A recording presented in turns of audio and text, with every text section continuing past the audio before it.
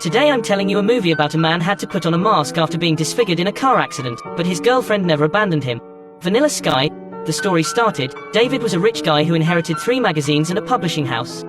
He never lacked women. The glamorous star Julie was his temporary girlfriend. His best friend, Brian, was surprised at this.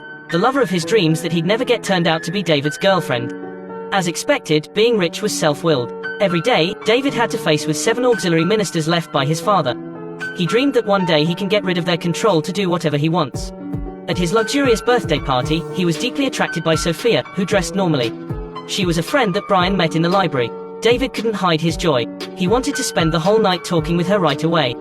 Julie had been watching to prevent David from hooking up with others.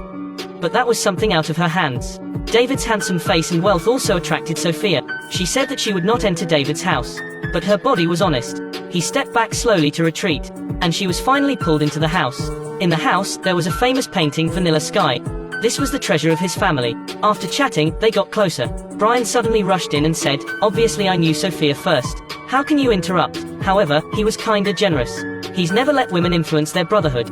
He even boosts to see Sophia to David. David was deeply in love with an extraordinary girl. She came from a small village. She was the most innocent girl in the world. 2 people began drawing each other. They drew a sweet smile called love. David told Sophia that he never wanted to be a playboy anymore. From tomorrow on, he would be a striving man with a goal.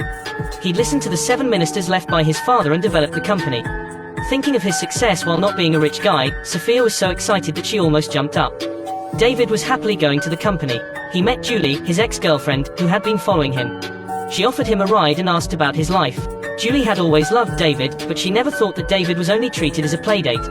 "You bastard, are your promises all lies?" Julie sped up the car and asked why David betrayed her. She wanted to commit suicide with David. The car flew out of the highway and fell off the bridge. Julie died after the crash. David was also disfigured and fell into a miserable life. After being disfigured, David still thought about Sophia. He often followed her, secretly admiring her sweet and fairy temperament. The best doctors in the world provided him with treatment, but the current medical technology still can't take him back to the original appearance. When the doctors saw David irritating, they felt that the most effective way was to let him temporarily wear this mask. It could restore his facial skin. "Isn't this just an ordinary mask?" David was almost crazy at the time, but life had to go on. You can't give up from the beginning. He shut himself in the room and participated in the company's meeting through video. Later, he finally dared to find Sophia. Sophia didn't refuse him, but she no longer felt the way she used to be. That night, David saw on TV a technology company managed to resurrect a dog after 3 months. Seeing his horrible appearance, David also wanted to kill himself. David put on a mask and went to the party. He saw Brian and Sophia were together. Now he can't feel any happy. Brian encouraged him to take off the mask and face the reality. But David felt that Brian was pitying him. After all, the brotherhood between them broke. The bartender didn't even dare to look at David's face. The more he drank, the bigger his sorrow became. Even some guys in the bathroom laughed at David. This was a kind of pain that he can't laugh at even if he wanted to laugh. David replayed the scene of the first meeting with Sophia, but his face was gone, the feeling was also gone. David asked Sophia if she didn't love him anymore. Sophia reluctantly said, "I'll see you in another life when we are both cats." Which means, they'd never be together in this life. The lovely atmosphere became cold suddenly. Sophia's distant gentleness can't solve his sorrow.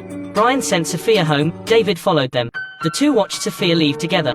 That night, the cold wind pierced his bitter heart. From then on, he had no one love him left. There was only him with the moon. David really hoped that he'd die tomorrow. In this life, he'd never be with his beloved Sophia anymore. He ran by himself. He cried because of Sophia. Sophia went out with Brian. At this moment, there was another sad man in the world. David gave him all that he could give, and he was willing to for not letting Sophia know that his heart was broken. That night, David completely lost Sophia. He fell drunk on the street. When he woke up, Sophia suddenly appeared next to him and told him to open his eyes. The beautiful scene above her head was like a vanilla sky. He thought it was Julie who took him to commit suicide. She frightened him. Sophia said, "I like the way you were before. I hope you cheer up." David raised hope again. With the help of the world's top doctors, his face had finally recovered. Sophia opened his mask. He finally changed back to a man who had wealth and beauty like Tom Cruise.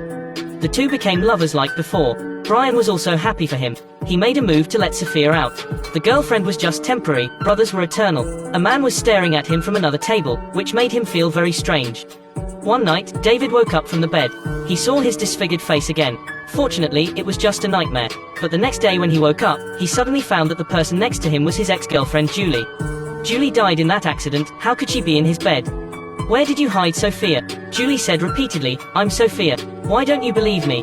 David even called the police, but unexpectedly he was arrested. It was David who violented Sophia. The picture was the evidence. After coming out of prison, Brian finally couldn't help but call him out to talk. You did do such a thing to Sophia. But David always thought that Julie wasn't dead. It was she who kidnapped Sophia. The two fought and never wanted to see each other again. The man's suit appeared again and said that everything here was created by David. There was no doubt that David yelled, "Shut up." Everyone stopped to look at him. What is going on? The man in a suit said that they signed a contract. A psychologist was providing treatment for David because he killed Sophia. He tried to recall the past and thought that Sophia was Julie in disguise. She even knocked him down. And he looked back and saw Sophia came out of the bathroom. But seconds later, she turned into Julie again. What the hell was going on? He choked her to death with a pillow in anger. He finally found out that that person was the real Sophia. It was hard to imagine that he was the murderer. The psychologist said, because you are guilty of your ex-girlfriend Julie, that you regard Sophia as Julie. After the doctor left, David saw the news about the life extension company freezing humans on TV.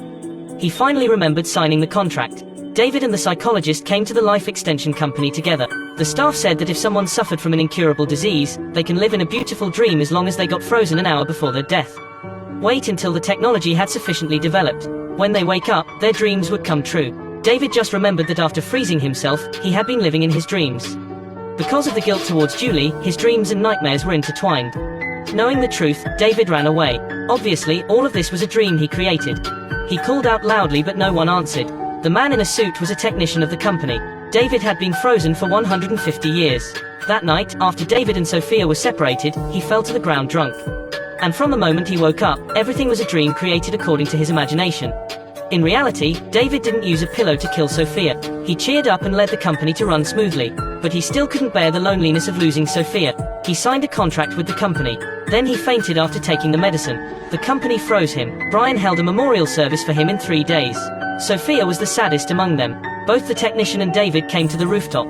This was his moment of choice. He could choose to stay in this illusory dream or jump down to return to real life.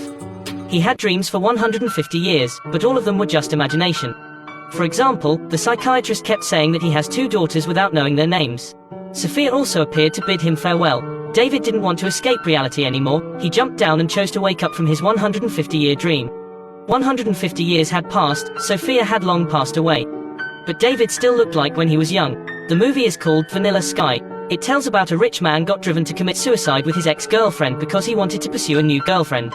After being disfigured, he froze himself and had a 150-year dream. Although dreams are beautiful, the reality is not the same.